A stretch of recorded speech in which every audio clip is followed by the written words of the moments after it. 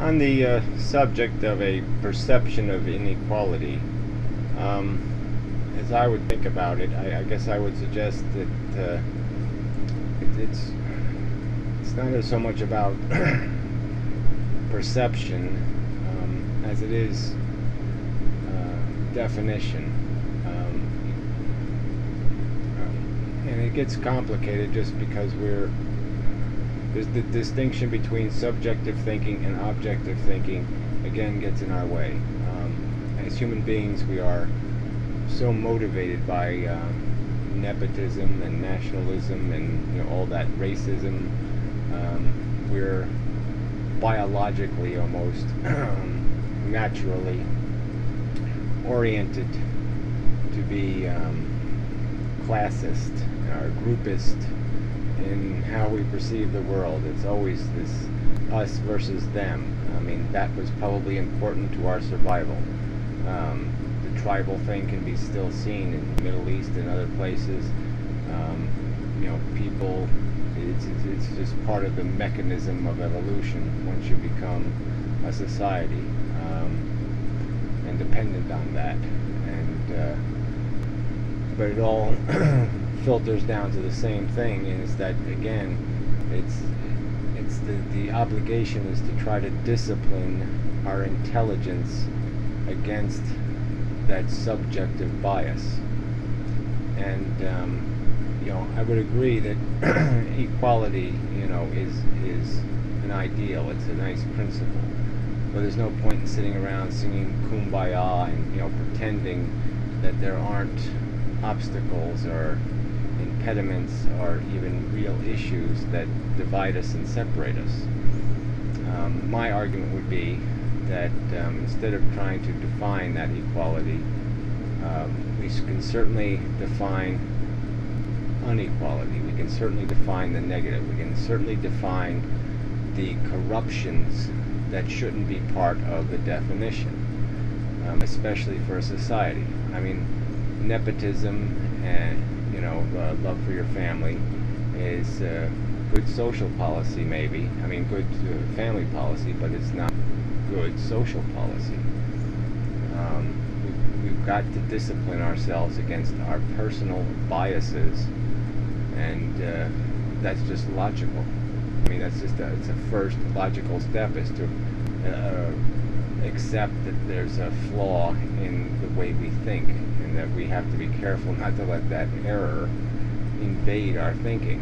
And so, I mean, there's no one's going to tell me my father isn't better than your father. I mean, no one's, subjectively, I'm never going to feel that, okay, he's always going to be more or, superhuman, and that's just a fact of that's just a fact of my emotional identity. But I also know that if I had to make a decision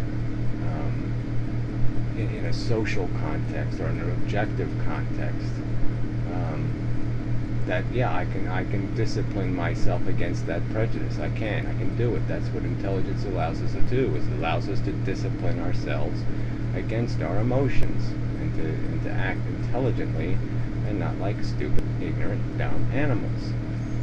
And so that's sort of where I would go as a the future. This really has to be almost part of we swear all kinds of oaths and we write all kinds of things on money and we do all this other stuff, but I mean, this is a real fundamental part of, if we're going to evolve as an intelligent organism, we've really got to get past this hurdle. We've really got to recognize that subjectively we are idiots, and that can't define policy. It can't define how we build the future. It can't define how we look at the whole human race. It's just stupid. It's a prejudice, and we have to accept that it exists inside of us.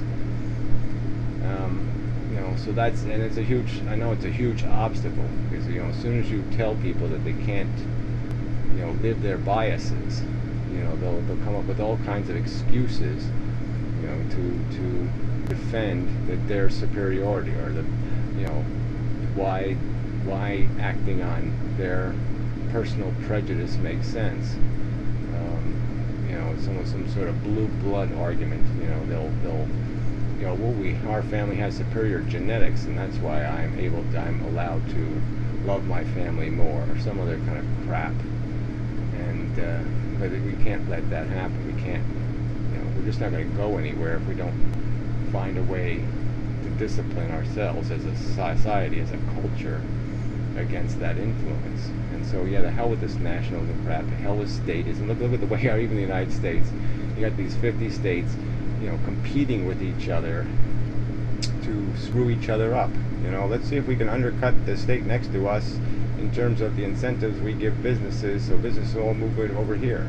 Like, yeah, we somehow create more jobs over in this state and steal them from that other state, that's somehow an accomplishment. Yeah, so we stole from ourselves basically to feed ourselves. It just doesn't, we're not accomplishing anything. We are hurting ourselves to gain. I mean, that's just, it's a waste of time. It's wasted energy. It's just really utterly pointless. And once we recognize that so much of how we perceive things is just based on, petty, unimportant gut reactions that don't have anything to do with a fair and objective and intelligent evaluation of a circumstance. And so it's really easy to just say towel head or some other bullshit and just minimize and reduce people to nothing. But reduce them through logic if you must. Don't fool yourself and think that it isn't some kind of pretty superficial list of bullshit that you're using to contrive an excuse to validate your disgust or hate of a certain class or group or whatever.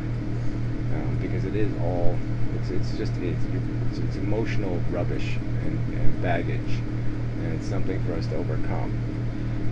But like I said, I mean, we're so far away from being there. That's it almost even becomes unrealistic to even talk about it, because there's so many people just living on that hate, just living on that superficial thinking, and but it doesn't go anywhere as a social policy. I mean, and then when you get into the whole economics and inheritance and the whole idea, it's all these wrong forces. We haven't created a merit society, or a fair society, because it's just corrupted by all these personal biases. And so it's never a fair race and a fair contest. Not that I would even see a purpose in people competing against each other anyway. I mean, obviously people have to have motivation and incentive to pull their weight or to make their contribution sometimes. Some people would just do absolutely nothing except feed off of everyone else if there wasn't some sort of incentive for them to make a contribution. And so you have to have some sort of mechanisms to inspire some sort of motivation. But we've taken to this preposterous capitalist, cutthroat extreme, where we're basically cannibalizing each other. We're turning each other into slaves, and it's just so counterproductive when you think about,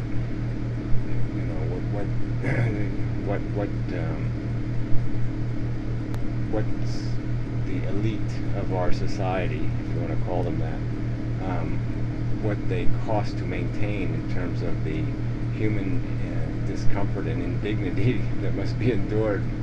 I mean, they have to have somebody to wipe their ass and scrub their toes and do, I mean, it's this whole list of servants to, accomplish all these things just to make them,